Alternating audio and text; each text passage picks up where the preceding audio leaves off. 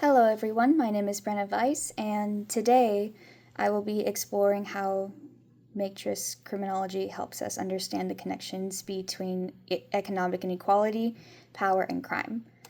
We'll look at how capitalism influences who commits crime, who gets labeled as a criminal, and how laws are enforced. I'll also highlight some current examples that reflect matrix ideas, and finally consider how these insights can guide criminologists toward fairer laws and prevention strategies.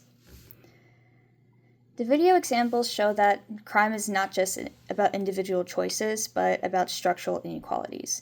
When wealth and power are concentrated in the hands of a few, those without resources often face desperation. This can lead to poverty-related offenses such as theft or drug dealing. At the same time, powerful groups can use their influence to avoid accountability. For instance, corporate executives may commit fraud or environmental crimes, but their social status shields them from being treated like ordinary criminals. The link is clear. Inequality creates conditions where marginalized groups are more likely to be criminalized, while the powerful manipulate laws to protect themselves. Capitalism shapes crime in three main ways. First, it influences who commits the crime. People in poverty may turn to illegal means of survival, while elites commit crimes of profit and exploitation. Second, it shapes who is labeled as a criminal. Street crimes are heavily policed, while white-collar crimes often go underpunished. Third, capitalism shapes how laws are enforced. Laws tend to protect property and corporate interests more than human needs. For example, stealing food can lead to jail time, but wage theft by employers often results in minor fines. This shows how capitalist priorities define justice in ways that favor the wealthy. We see the matrix ideas reflected in today's society. Corporate scandals like the 2008 financial crisis showed how executives engaged in reckless practices that harmed millions. Yet few face serious punishment. Meanwhile, poverty-related offenses such as shoplifting or drug possession still fill prisons.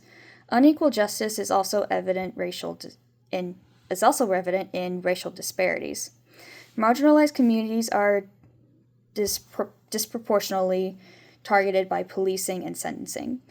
These examples highlight how capitalism and inequality shape both the causes of crime and the way justice is applied.